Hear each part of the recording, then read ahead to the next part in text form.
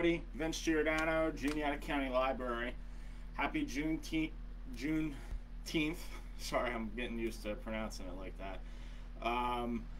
We're live here today. Want to just give you some updates, just so you know. Today, Friday, we are open from 3 to 6:30. So stop in, get your movies or TV shows or books and things for the weekend. And then we reopen Monday at 9 a.m. Also want to give you an update. Our book club coming up. It started yesterday on Clash of Kings. If you need a copy, we will mail you a copy for free. And if you need to read the first one, we have a copy of it here, but we have a ton of extra copies of the first book, Game of Thrones. Now, if you've watched the show, the first Game of Thrones book, the first Game of Thrones season follows pretty much exactly the book. Now, if you've watched the second season of Game of Thrones, the second season of the show and the book are quite different. So you'll want to read the book. But sign up on our website, and I made a post. You can get a book for free. We'll mail you a copy of both of them, or you can stop in and enjoy it and take some time to read it over the summer. We'll be in touch. We'll do like a Zoom, a virtual book club for it.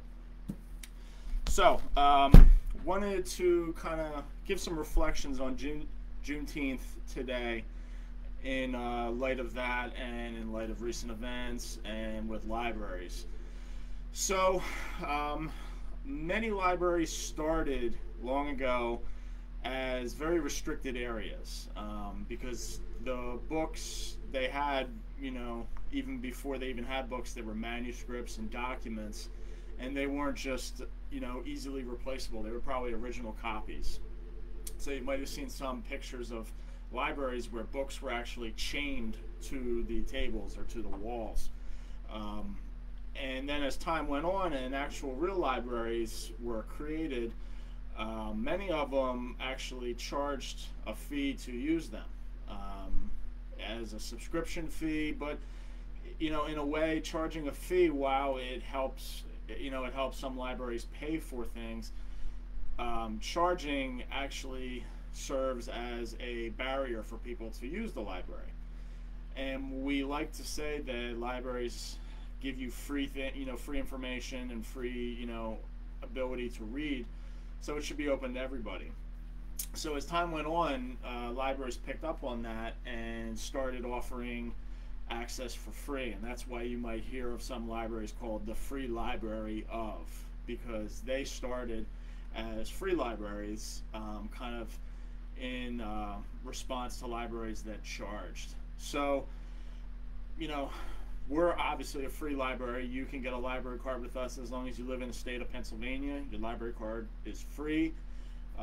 We just have to update it once a year, but your card, your membership here with us is free. And that's one of the great things about libraries is it's open to anyone for free. You don't have to, for example, live in a certain township or be of a certain income level or a certain background or a certain religion. Anyone can come through our doors. Anyone can access the same resources as anybody else. Anyone can take their children, their young family members to story times and early childhood education. And that's the one thing that always stands out to me in light of all this, is that libraries are open and stand for anybody. And in light of that, I was going through our book collection and looking at a lot of these lists of books that you see about white privilege and anti-racism. And as a public library, we buy materials for the public. So like I was saying, I was looking through our shelves and seeing what types of materials do we have in that same vein. And the library collections are going to be different from library to library. Library collections in maybe a large urban area might have books geared towards a diverse population, or they might have more money, whereas areas in a suburban setting or a rural setting, they might have books that cater to different interests. and it's not necessarily, you know, something you can stereotype as a given. In our area here, in Juniata County, there's just a lot of reading, a lot of interest in fiction, in mystery, and suspense type books. But I've been in other areas, like in York and more suburban and urban areas, where cooking books are really popular, nonfiction, and you know, that might be if you're near, you know, a university. But basically, the library term for that is the community standard. What is the community standard?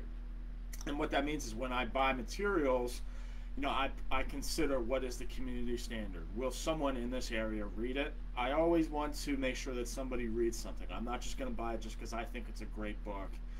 I want to make sure people read it. And, you know, with a lot of these books about anti-racism and white privilege and, you know, in that, you know, field, we don't have as many books, but we have recently just purchased a few, because a lot of them are on the New York Times bestseller list. Some of them are being made into movies, and just this whole topic is totally out in the open after George Floyd. This coming week, coming up next week, I'm going to do another video series here where I'm going to talk about a group of books by a certain author, anti-racism author, that you've probably never heard of before. So I'll talk about that and kind of give you, you know, some books that you can read on that.